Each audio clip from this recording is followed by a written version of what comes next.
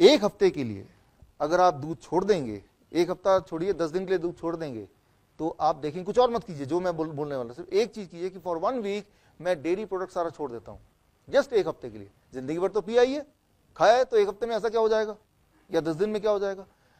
जोड़ों के दर्द आपके ठीक होने लगेंगे, ब्लड शुगर आपके नॉर्मल होने लगेगा, ब्लड प्रेशर नॉर्मल होने लगेगा, आपका हांफना कम हो जाएगा, आपकी बॉडी का वेट नॉर्मल, जो लोग मोटे हैं। ये सारे चेंजेस सिर्फ एक चीज से आ सकता है, if you stop the dairy product, right, the moment you stop. तो मैं तो ये वार्निंग देता हूं, जो इंसुलिन डिपेंडेंट पेशेंट है वो अगर ये मिल्क प्रोडक्ट कम करते हैं या छोड़ते हैं तो उनको इंसुलिन की डिपेंडेंसी भी कम करनी पड़ेगी। क्यों? जैसे ही वो मिल्क प्रोडक्ट छोड़ेंगे, एक चीज होगी कि बॉडी के बीटा सेल दोबारा जन्म, वो तो लेते ही है दोबारा जन्म, लेकिन उनको किल करने का जो पॉइजन है, वो कीचड़ है, वो आपने फेंकना बंद कर दिया। The moment you stop throwing, right, the filth, जैसे आपने कीचड़ फेंकना बंद किया तो क्या हुआ? तो वो तो नए जन्म ले रहे हैं, लेकिन वो मरेंगे नहीं अब, और वो मरेंगे नहीं तो इंसुलिन प्रोडक्शन क्या होगा? बढ़ जाएगा। तो आपको बाहर से इंसुलिन लेना, वो क्या करना पड़ेगा? घटाना पड़ेगा, राइट। सो कई बार मैं हैरान होता हूं देख के डॉक्टरों को, कई बार कुछ ऐसे बच्चे होते हैं कि जिनके इंसुलिन की डिपेंडेंसी कम हो जाती है, यानी कि वो 20 यूनिट ले रहे थे, लेकिन कुछ दिन बाद कुछ ऐसा हुआ कि 10 यूनिट पे काम चल रहा है। डॉक्टर को पता चलता है, डॉक्टर बोलता है ऐसा करो, इसकी दूध की मात्रा डबल कर दो, और जैसे ही वो डबल कर दिया, दोबारा से वो जो 10 यूनिट से काम चल रहा था, दोबारा वो 20 पे आया। तो it is really surprising, really surprising, right. So सबसे बड़ा दुश्मन जो है वो है मिल्क प्रोडक्ट। इसके बारे में ज्यादा डिस्कस ना करके, I challenge you, you do it for 1 week और 10 डेज। रिफाइंड फूड, ये सबसे सेकंड नंबर पे बड़ा दुश्मन है। ये ब्लड प्रेशर बढ़ा सकता है, ब्लड शुगर बढ़ा सकता है, ये बॉडी का जो बहुत सारे हार्मोन्स हैं जिनके प्रोडक्शन को डिस्टर्ब कर सकता है, इंक्लूडिंग थायराइड। अच्छा, ये कैसे करता है? ये बड़ी इंटरेस्टिंग बात है, ये सिंपली आपको समझ आएगी।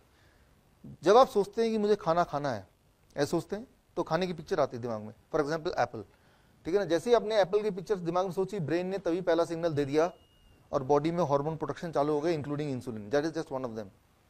फिर जब आपने उस खाने को देखा, ये रहा एप्पल, तो ब्रेन ने सिग्नल दोबारा भेजा, फिर आपने लिया, छुआ, फिर स्मेल किया, फिर टेस्ट किया। वो हर एक्शन बॉडी को प्रिपेयर कर रही है वो फूड को वेलकम करने के लिए। फिर जब उसको चबा रहे हैं, तो सबसे इंपॉर्टेंट एक्शन, तो बॉडी में कई सारे हार्मोन तैयार हो रहे हैं कि स्टमक में, इंटेस्टाइन में, ब्लड में, जो कि उस फूड को अच्छी तरह एक्सेप्ट करे और सही जगह भेजे। लेकिन जब जो रिफाइंड फूड है, उसको चबाने में कितना टाइम लगेगा? लगेगा ही नहीं। वो आप एक बिस्किट खाने में कितना टाइम लगेगा? आधे मिनट भी नहीं लगेगा। तो वो चबाने वाला प्रोसेस हमारा 1/10 रह गया है। तो वो जो सिग्नलिंग सिस्टम है बॉडी की, वो सिग्नलिंग सिस्टम जो है, वो सिग्नल दिया नहीं, पहले ही खाना पहुंच गया। और जब पहले ही खाना पहुंच गया, होता नहीं, आप किसी गेस्ट को बुलाते हो अपने घर पे, भाई 7 बजे आ जाना जी, आप उसको देख के कि 7 बजे हैं तो मैं 6:30 बजे तैयार कर लूंगा। वो 5 बजे आ गया तो क्या होगा? You will be disturbed, right. तैयारी तो हुई नहीं, आपने तो 7 बजे का टारगेट रखा था, वो 5 बजे आके बैठ गया या वो 3 बजे आके बैठ गया, तो आपको खुशी नहीं होगी गेस्ट आ गया, आपको एक टेंशन होगी, आप क्या करें, राइट। सिमिलरली वो फूड अचानक आ गया स्टमक में, तो क्या होगा? अचानक आ गया ब्लड में, वो स्टमक ने धक्का के ब्लड में भेज दिया, तो उस इंसान का ब्लड प्रेशर बढ़ गया, ब्लड शुगर बढ़ गया, कोलेस्ट्रॉल बढ़ गया, जितने सारे पैरामीटर है वो इधर उधर हो गए, राइट। तो इट इज लाइक एक गेस्ट आ रहा है, वो हम क्या करते हैं, गेस्ट के कहीं जाते हैं तो अचानक नहीं पेश हो जाते, वी गिव ए कॉल कि मैं पहुंचने वाला हूं, अच्छा मैं इस चौक तक पहुंच गया हूं, ठीक है। तो कहीं ना कहीं दिमाग में रहता है कि वो बंदा भी प्रिपेयर हो रहा है, right. Similarly body also prepares, right. लेकिन रिफाइंड फूड में ये दिक्कत है। And then animal food, right.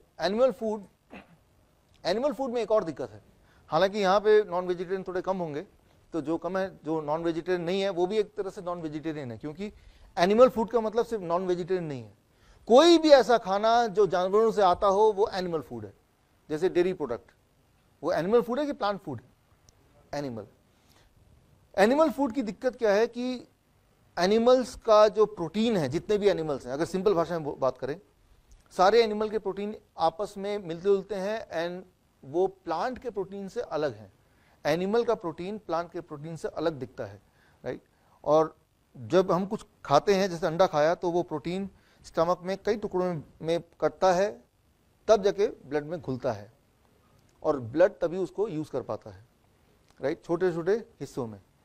कई बार हमारे स्टमक इतने नाजुक हैं कि वो प्रोटीन को टुकड़ों में नहीं काट सकते, तो सीधे ब्लड में घुल जाएगा, और जो सीधे घुलेगा तो वो बॉडी के लिए बेकार है। तो इम्यूनिटी को ब्रेन बोलता है कि वो प्रोटीन को उठा के फेंक दो जो ब्लड में सीधे ही आ गया बिना कटे। तो इम्यूनिटी पूछती है कि कौन सा प्रोटीन को, तो ब्रेन सिग्नल देता है प्रोटीन का शेप ऐसा है, लेकिन वो जो शेप है उस प्रोटीन का, वो एनिमल प्रोटीन का शेप कैसा होगा? आप एनिमल है कि आप प्लांट है? तो यहां पे इंपॉर्टेंट बात है कि हमारे जो प्रोटीन का शेप है और वो जो अंडे का प्रोटीन का शेप है, that is very very similar, right. उस सिमिलरिटी के चक्कर में क्या होगा कि हमारी इम्यूनिटी उस प्रोटीन को मारने के चक्कर में क्या कर देगा? It will attack our own protein, है ना। तो जैसे मैं आपको कई बार मैं समझाने का एग्जांपल देता हूं कि आप पुलिस कांस्टेबल है, फोन आया कि भाई आपके एरिया में एक चोर आ गया, उसको मार डालो गोली से, जैसे दिखे। मैं पहचानूंगा कैसे? वो बोलेगा कि भाई उसकी बड़ी बड़ी मूछें हैं। अब क्या गड़बड़ होगी? जो भी बड़ा मूछे वाला है वो भी मारा जाएगा बिना मतलब के, एक इनोसेंट आदमी भी। The same thing happens, it is called auto immune disease, कि ऑटो इम्यून जो स्किन डिजीज होते हैं कई तरह के, जो कैंसर होते हैं कई तरह के, इवन डायबिटीज टाइप 1 होता है, all these are auto immune disease, जहां की बॉडी अब गलती से अपने ही अच्छे लोगों को मारती है दुश्मन समझ के। तो वो ऑटो इम्यून डिजीज डॉक्टर पास जाएंगे, बोलेंगे जीवन भर कभी खत्म नहीं हो सकता, क्योंकि जीवन भर वो एनिमल फूड नहीं खत्म कर रहा ना, राइट। डॉक्टर ये नहीं बोलेगा कि इसका सोर्स एनिमल फूड, उसको बंद कर दो, कॉज को बंद कर दो, उसी दिन खत्म हो जाएगा। स्किन डिजीज का कोई पेशेंट होगा, 99% of the skin disease patient, they are skin disease patient because of this auto immune attack. तो कॉज को हटा दिया, राइट। मान लीजिए मैं बोलता हूं कि यहाँ पे आते हैं, देखते हैं बहुत बदबू है, बहुत बदबू है, डॉक्टर पास जाएंगे, डॉक्टर बोलेगा भाई यहाँ बदबू है, मैं रह नहीं पाती, वो एक परफ्यूम देगा, छिड़क देना भाई दिन में 2 बार, बदबू चलेगी।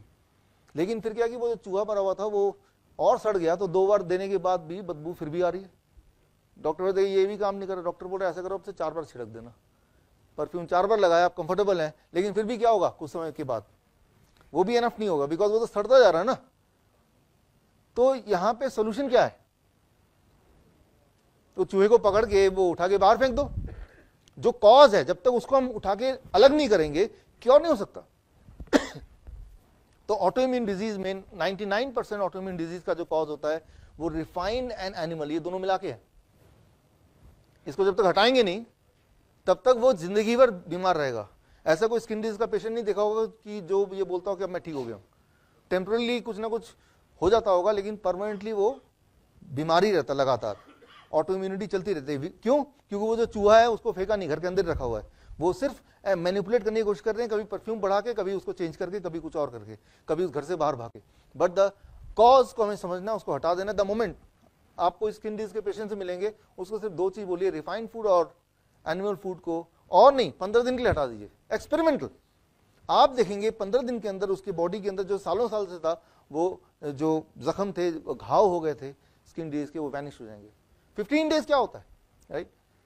15 साल हो गए उसको बीमार पड़ते हुए, 15 दिन क्या होते हैं, राइट। सो क्योंकि अभी जो करंट मेडिकल साइंस है वो कॉज पे नहीं बेस करती है, वो सिम्टम पे बेस करती है। सिम्टम क्या है? मुझे जुकाम, दर्द है बाहर, तो क्या है कि वहीं पे मलहम लगा दिया। सिम्टम क्या है? मुझे बदबू आ रही है, तो बदबू का इलाज कर रहे हैं, लेकिन बदबू क्यों आ रही है ये नहीं पूछ रहा वो डॉक्टर कि कारण क्या है।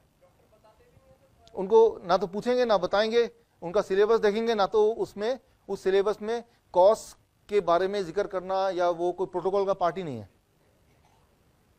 सो उसको सिर्फ उतना ही देखना है। अब बचपन में आपने देखा हो, एक कहानी आपने पढ़ी है 7 अंधों की, जो हाथी के अलग अलग पार्ट को पकड़ लेते हैं। एक को पूछता हाथी क्या, ये क्या पकड़ा है, तो वो बोलता है ये तो सांप लग रहा है, याद आ रहा है आपको। एक को बोलता है आपको क्या लग रहा है, लगता है बहुत बड़ी दीवार है। तो डॉक्टर ये है कि वो उसका फोकस है आजकल, मैं तो आई स्पेशलिस्ट हूं, मैं तो ये स्पेशलिस्ट हूं। आई का भी कई सारे डायमेंशन हो गए, आई का बीच वाला हिस्से का एक अलग स्पेशलिस्ट है, बाहर के हिस्से का एक तीसरा स्पेशलिस्ट है। तो वो कभी इलाज नहीं कर सकते, इलाज तो कर सकते हैं, ठीक नहीं कर सकते कभी। सो उसके बाद oil, anything which is packed, anything refined क्या है?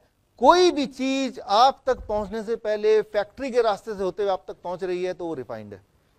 कोई भी चीज हाथ में लेके देखिए और पूछिए ये इंसान ने बनाया या भगवान ने बनाया। अगर आंसर आ रहा है ये इंसान ने बनाया तो वो रिफाइंड है, राइट। तो ये सिंपल डेफिनेशन है।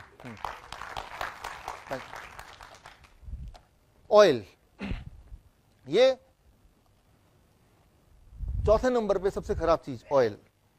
हालांकि लोग पूछते हैं कौन सा ऑयल खाएं, वो ऑलिव ऑयल ले लें या फिर सरसों का तेल ले लें या फिर कोई और सनफ्लावर ले लें, राइट, इस तरह का कुछ।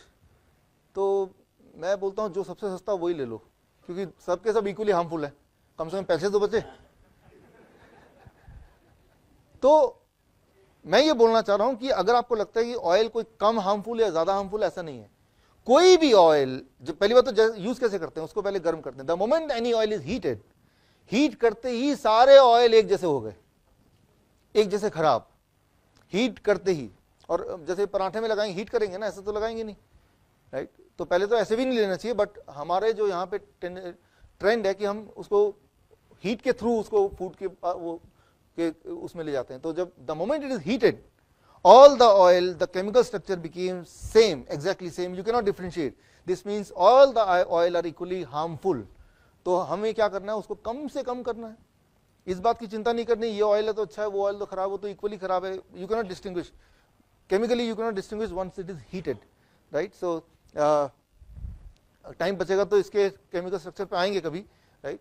एंड फाइनली कुक्ड फूड, मैं ये नहीं बोल रहा cooked food is a poison, मैं बोल रहा हूं कुक्ड फूड जो पका के खाना होता है वो आपके पेट को भर सकता है, थोड़ा बहुत आपको न्यूट्रिशन दे सकता है, लेकिन बॉडी में कोई अगर डैमेज हो गया है, रिपेयर करना है, कुक्ड फूड रिपेयर नहीं करता है। मैं सिर्फ इतना बोल रहा हूं, मैं ये नहीं बोल रहा हूं कुक्ड फूड खाना चाहिए कि नहीं खाना चाहिए, मैं सिर्फ ये बोल रहा हूं कुक्ड फूड आपको न्यूट्रिशन देगा, आपके पेट को भर देगा, आपको एनर्जी देगा, but cooked food can not do anything to repair your body. अगर कहीं पे जख्म हो गया है या कहीं पे घाव हो गया है या कहीं पे कोई सेल डेड हो गया है या कहीं पे कोई ट्यूमर आ गया है, तो कुक्ड फूड में वो ताकत नहीं है कि वो आपकी रिपेयरिंग करे।